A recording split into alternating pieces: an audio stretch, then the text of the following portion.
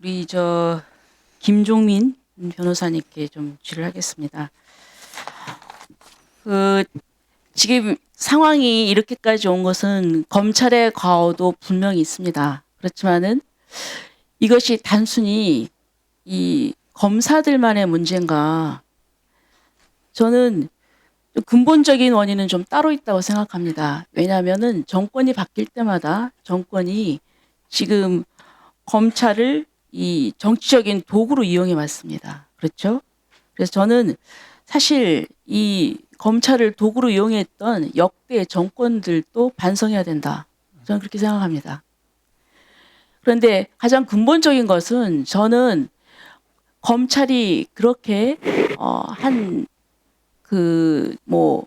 이런 이 비판을 불러올 정도의 그런 행태를 보인 거에 대해서는 검찰도 반성을 해야 되지만 그 근본적인 원인은 결국은 정치권이 인사권을 행사했기 때문에 그렇지 않습니까? 네, 그렇습니다. 네, 저는 그렇다고 하면은 지금 이제 지금 검찰을 폐지하자.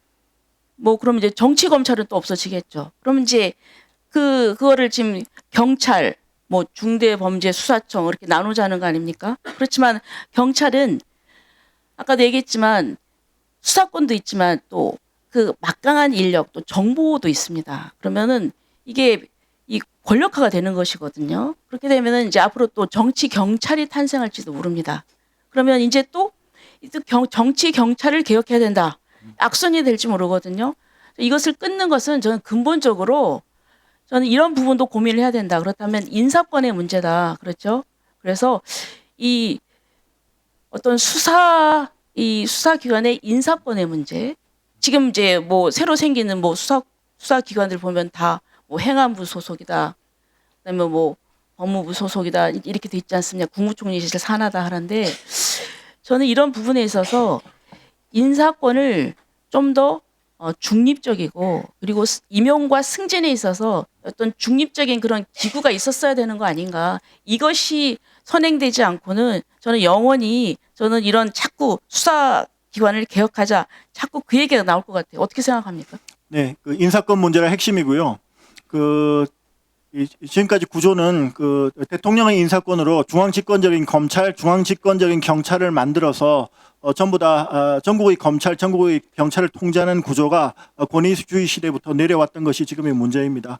따라서 인사권 문제가 핵심인데 프랑스나 독일이나 그다음에 이제 이태리, 스페인 같은 그런 대륙법계 국가에서는 헌법기관으로 최고사법평의회라는 것을 만들어서 판사와 검사의 인사와 징계를 대통령 내지는 총리가 행사하는 것이 아니라 그 헌법기관의 위원회에서 행사합니다.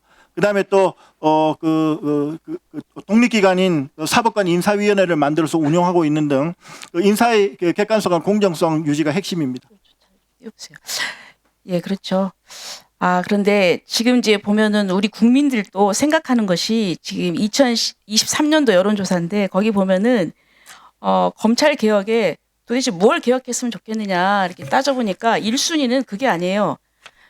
수사 기소 분리가 아니라 이게 좀 위법한 검사를 엄정하게 징계하고 개별 검사의 독립성 키워주고 검사가 부당하게 기소하거나 부당하게 불기소했을 때 심사할 수 있는 절차를 만들어서 지금 있는 검찰의 문제점을 개선하는 것이 필요하다. 그렇지 수사 기소 분리는 보니까 10개 항목 중에서 8번째 순위더라고요. 그래서 저는 이거를 우리가 논의를 하면서 좀 이게 기본적으로 그 부분도 깊이 고민을 해야 되는 게 아닌가 이런 생각을 하고 있습니다. 그리고 또 지금 이제 우리가 이 검찰청법이 관련해서 지금 4개의 법안인지 개정안이 올라왔는데 그 결국 지금 이게 형사소송법하고도 충돌되는 거 아닙니까? 그러면 이게 지금 우리가 그 충돌되는 형사소송법이 얼마나 많습니까? 그럼 이거에 보통 작업이 아닙니다. 그리고 또 1차 우리가 검경 수사권 조정을 했지 않습니까? 그런데 지금 이 부분에 대한 부작용이 굉장히 많아요. 그럼 거기에 대한 어떤 평가나 이런 것도 하면서 좀 차분하게 그 문제점을 들여다보고 좀 충분하게 준비를 해야 되지 않는가. 근데 이게 너무나 급속하게 이렇게 서두르는 감이 없지 않나 이렇게 생각을 합니다. 네, 저는 그 문재인 정부 검찰 개혁의 교훈을 우리가 잊으면 안 된다고 생각합니다. 문재인 정부 제 1호 개혁이 이 공수처 신설과 검경 수사권 조정이었는데 공수처가 매년 200억 원의 예산을 쓰면서도 아무런 성과를 내지 못했던 것, 그리고 검경 수사권 조정 이후 너무나 수사 절차가 복잡해지고 어려워지고 변호사인 저조차도 이해할 수 없는 그런 절차가 됨으로써 너무 돈은 많이 들고 비효율적인 제도로 전락됐다는 그런 실무와 디테일에 관한 고민이 반드시 있어야 된다고 생각합니다.